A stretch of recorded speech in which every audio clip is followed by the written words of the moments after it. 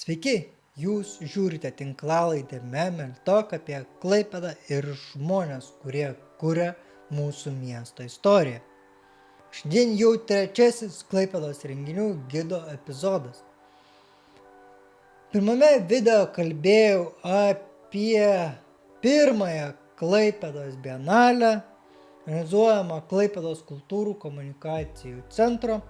Antrame video kalbėjau apie Ievos Simonaitytės bibliotekos organizuojamą inkultūraciją, o šiandien apie ateinančių 2 savaičių renginius, kurie man pasirodė patys įdomiausi. Ir pradėti noriu nuo didžiausio Kanto dienos Klaipėdoje. Klaipėdos miesto savivaldybės Imanuelio Kanto viešoji biblioteka kviečia gilintis, klausti ir kartu patirti neužmirštamas akimirkas su išskirtiniais svečiais iš Lietuvos bei užsienio. Filosofinės minties festivalyje Kanto dienos Klaipėdoje ir tarptautinio Renatės Lūšis vardo akvarelės plenerio renesansas Simonui Dachui ir prūsiškasis barokas metu. Visą tai tavęs laukia jau spalio 6-12 įvairiose Klaipėdos vietose. Kanto dienos Klaipėdoje ne tik primena apie garsiausio miesto filosofo Imanuelio Kanto šaknis šiame krašte, bet ir atveria langą į pasaulį, kuriame filosofija gyva ne tik akademijoje, bet ir kasdienybėje, mene bei socialinėse diskusijose. Tai visa tai tavęs laukia spalio 6-12 ir kur pats norėčiau sudalyvauti, tai tarptautinė konferencija Kanto filosofija šiandien, tarpdisciplinės jungtis ir interpretacijos. Spalio 7 dieną, antradienį nuo 10 iki 15 valandos Pajūrio pastate Turgaus gatvė 16. Programa Kanto dienų, kur rasite registraciją į renginius, bus tiek Klaipėdos renginių gido Facebook'e, tiek šiame video aprašyme Memel Talk Clips YouTube kanale. Antrasis renginys tai šiemet legendiniam musicalui nuo pastatymo sueina 25 metai. Būtent 25 metus švenčia legendinis musiclas Smuikininkas ant stogo. Šią progą Klaipėdos muzikinis teatras organizuoja diskusiją. Išskirtinį pokalbį, kuriame atsiver šio muzikinio kūrinio užkulisiai, kūrybinės istorijos ir prisiminimai. Pokalbyje dalyvaus Stanislavas Domarkas, Klaipėdos valstybinio muzikinio teatro garbės dirigentas, Rafailas Karpis, operos solistas, ir pokalbį moderuos žurnalistė Agnė Bulkartaitė. Pokalbis vyks prieš spektaklį, tad tai puikia proga sužinoti daugiau apie miuziklą, jo kūrimo procesą ir scenos gyvenimą. Scenos gyvenimą įsigiję bilietus į spektaklį Smuikininkas ant stogo turės puikią galimybę pamatyti miuziklą naujomis akimis, praturtintomis istorijomis ir užkulisiais. Pokalbio renginys nemokamas, būtina išankstinė registracija, kurią pasidalinsime aprašyme ir Facebook'e toliau. Legendinio Klaipėdos fotografo fotografijos dirbtuvės. Tai Remigijus Trigys organizuoja kūrybinės fotografijos dirbtuves, naujos formos atradimo džiaugsmas, fotografijos žvilgsnis į Klaipėdos miestą.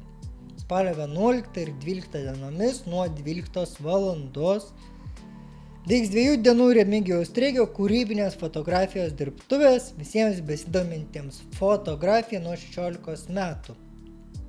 Su savimi reikia turėti fotografuojantį telefoną arba fotoaparatą. Susitikimo vieta prie parodų rūmų pagrindinio įėjimo, Didžioji Vandens gatvė 2. Vienos dienos dirbtuvių trukmė 3 valandos. Dirbtuvių metu treigys pristatys savo ir kitų Lietuvos bei užsienio kūrėjų kūrybos metodus ir fotografijos technikas. Dalyviai turės individualias užduotis ir asmeninės konsultacijas su fotomenininku. Antrąją dirbtuvių dieną dalyviai kviečiami atsinešti kompiuterius ar kitas priemonės galinčias redaguoti, manipuliuoti ir keisti vaizdą. Nesvarbu, kokia fotoaparato ar fotografuojančio telefono kokybė, dirbtuvių metu lavinamas kūrybiškumas, pastabumas detalėms, kritinis žvilgsnis į miestą ir kuriamas dialogas apie fotografiją. Vietų skaičius ribotas, nuoroda į registraciją Facebook'e arba renginio aprašyme. Bet pereikim prie rimtesnių temų. Yra užmiršta, jau pernai dariau video ir kalbėjau šią temą. Pernelyg mažai apie ją kalbama, tai yra Mažosios Lietuvos gyventojų genocido diena. Tai ta proga spalio 16, tai va Mažosios Lietuvos gyventojų genocido diena, ir spalio 10 dieną Mažosios Lietuvos istorijos muziejus organizuoja renginių ciklą skirtą Mažosios Lietuvos gyventojų genocido dienai paminėti. Tai spalio 16 Mažosios Lietuvos gyventojų genocido diena visuomeniai dar mažai žinoma. Lietuvininkų bendrija Mažoji Lietuva kartu su Mažosios Lietuvos istorijos muziejumi kviečia klaipėdiečius ir miesto svečius į renginius skirtus paminėti šiai istorijai, šiai datai prisiminti. Dar kartą spalio 10-17 val. Mažosios Lietuvos istorijos muziejuje. Daroma paroda Vilko vaikai duonos keliu iš rytų Prūsijos į Lietuvą 1945-48.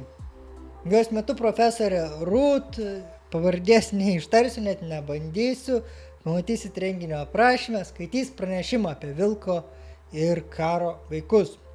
Parodoje autentiškos istorijos, dokumentai, fotografijos ir vaizdo pasakojimai apie vaikus, kurie po karo iš rytų Prūsijos atkeliavo į Lietuvą ir tapo mūsų visuomenės dalimi. Paroda veiks iki lapkričio 22 dienos Klaipėdoje. Bet grįžkime prie Kanto dienų Klaipėdoje. Specialiai išskyriau renginį svečio, kuris jau dalyvavo Memiltok tinklalaidė ir dalinosi savo istorijomis.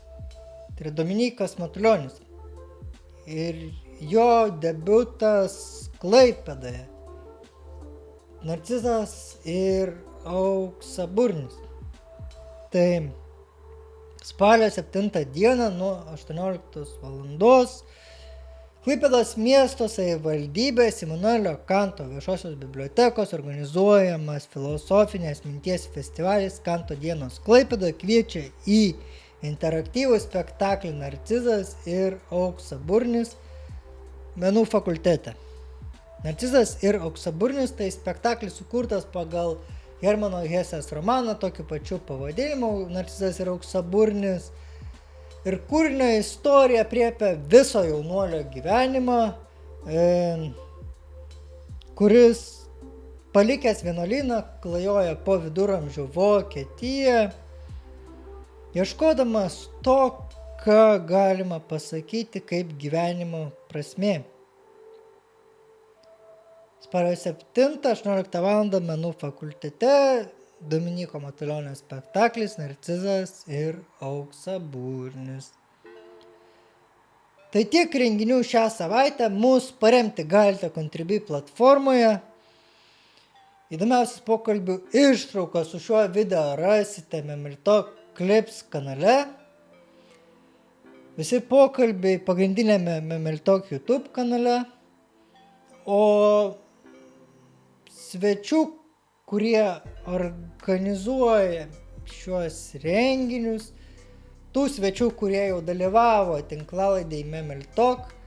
Pokalbius su eventų linkais rasite tiek Memeltalk Facebook'e, tiek mano asmeninėje paskyroje. Tad kviečiu paspausti like, subscribe mygtukus po mūsų video, dalintis su draugais ir palaikyti mūsų veiklą.